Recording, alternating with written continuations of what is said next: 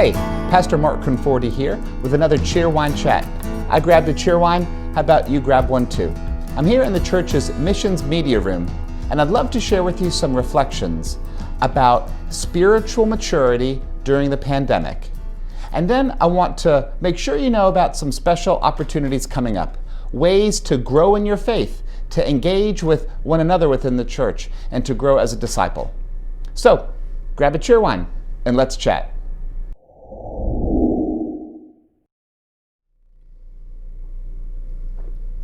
Back in the year 1739, a group of ordinary people like you and me, they went to John Wesley, this guy, because they were convinced of their sin, and they wanted to grow beyond that, and they wanted to grow in their faith. So they went to John Wesley, who then was leading this movement called Methodism within the church. It was a spiritual renewal movement. John Wesley took these people and he organized them into groups called societies. And then within those large groups, even smaller groups, about 12 people or so, called classes. And these classes would meet weekly for the sake of holding one another accountable for Christian living. They would watch over one another in love. They would keep to the 3 general rules of Methodism. You may have heard of these before. They're worth thinking about again. The 3 general rules are do no harm, do good, and attend upon the ordinances of God. We can read them in the United Methodist Book of Discipline. Look them up online if you'd like to read more. You'll read that John Wesley gave some very specific examples about doing no harm and doing good and attending upon the ordinances of God. I want to reflect on this with you for at least 2 reasons. Number 1, during the pandemic, we're realizing the value of meeting in smaller groups in safe ways. There are no large concerts. There are no large sporting events. There are no large worship services right now. People are either staying home, meeting via technology, or when people are meeting in person, it's in small groups. And we realize this is actually part of our heritage as Methodists. This is actually something that we can lean into. We see the value in a small group setting because we can listen to one another, share stories, build trusting bonds of love in Christian community. There's so much value in that. In a little bit, I'll share more with you about ways that we are doing this. But I also want us to think about the 3 general rules because I think people are needing spiritual maturity perhaps now more than ever. The simple little answers aren't good enough. We need to grow in our faith, have more substance. We need to grow in our depth, but also in our width. Do no harm, do good, attend upon the ordinances of God. Bishop Reuben Job, he had a paraphrase for that last one. His paraphrase was, stay in love with God. So think about this with me. Most of the precautions that have been taken during the pandemic, it's been because we want to do no harm, the first general rule. We don't want to inflict the illness upon other people. We want people to be healthy. We've realized that health matters. It's not just about me and how I feel. It's about you, and it's about him, it's about her. And we've realized in a new way the concept of public health. We don't want to do any harm against another person, even by accident.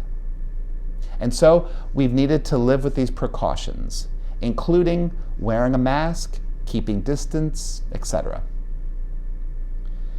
But we also realize the importance of doing good. Doing good. That is, we proactively look for ways to hop in there, and we take a risk sometimes when we're creative to look for opportunities that perhaps weren't there before. All of the creative things that we've been doing at church lately, it's in an attempt to do good. Attending upon all the ordinances of God. These are mainly acts of worship and spiritual disciplines, such as reading the Bible and prayer, even journaling. These are things that we can do so that we can stay in love with God. I want you to think about these 3 general rules with me. And think about how, if you could live into them a little bit more, how that could bring about more spiritual maturity within you. A greater depth, indeed, but also the capacity to reach out even more. Do no harm, do good, and stay in love with God. I believe we can do this together by God's grace at work within us.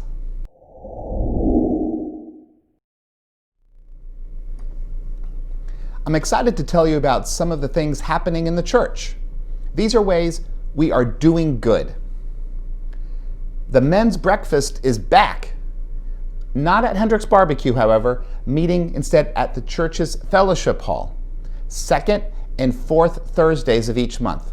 So, coming up, that means September 24th and October 8th. All men are invited.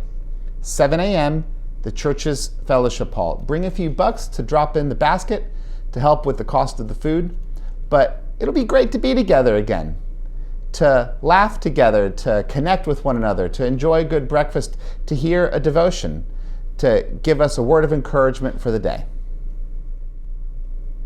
Youth ministries and children's ministries are still happening, mostly via Zoom and online, but there are some in-person gatherings. Look for more of these happening in the weeks ahead.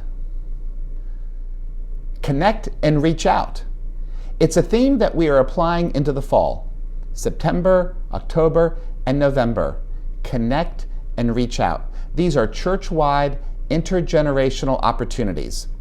For September, the Connect event is the Ice Cream Social, coming up on Sunday, September the 27th. There are 2 sessions. Sign up for one. Bring a mask, bring a lawn chair. We'll have the ice cream for you. You can sign up online or by calling the church office. That's the Connect event for September. The Reach Out event is a care package project. Already so many people have donated wonderful items that will be shared with people within our church to show the love of God. It's not too late. Monday is the deadline. You can bring perhaps a pair of socks, a word search book, a pack of tissues, individually wrapped candies. These are items that we know people would love to receive. Some of the senior members of our congregation, so that they can remember that they are loved by you. Our stewardship theme, Blessed Be the Tie That Binds, based off of that wonderful hymn. Look for the stewardship mailing to arrive the end of September, beginning of October. And the invitation is very simple. For you to reflect upon God's goodness in your life and to make a commitment of your financial gifts, to write that on the pledge card and to send it in.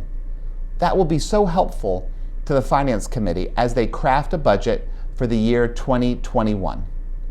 There's more to be said about stewardship in the weeks to come, but just know that we're getting into that season and we celebrate the tie that binds us together as the church. We're so grateful for God's love made real, and we want to share that love with one another. The last thing I'll mention, we're having an outdoors Vespers service, Sunday, October the 4th, at 5 o'clock or 6:30. This will be a marvelous time to be in person safely for worship. It happens to be World Communion Sunday, and yes, we will have the sacrament of Holy Communion as part of the Vespers service. I'm looking forward to this, and I want you to look forward to it as well. This is one of the ways that we are wanting to do good, to think creatively about how we can be together in worship. Speaking of this, we will continue, of course, thinking about how and when we can gather back safely for worship in the sanctuary on Sunday mornings. We always need to remember why. Before we get to how or when, we need to think about why. Why are we hungering for worship? Why are we hungering for time together in Christian community? I think it's because the Spirit of God is at work within us, and we have experienced the joys of worship and Christian fellowship and Sunday school classes and fellowship meals. We've experienced that joy before, and we're longing to experience it again. When we do, things will be a little bit different, but it's the same God who has been faithful to us throughout all of these years, who will continue to be faithful in these days, and that same God will gather us again together. Well, I'm running out of Cheerwine. It's time to go. But in closing, remember this. The ministry of the church is here for you, to resource you, to strengthen you, to inspire you, to connect you. And the ministry of the church is also for other people.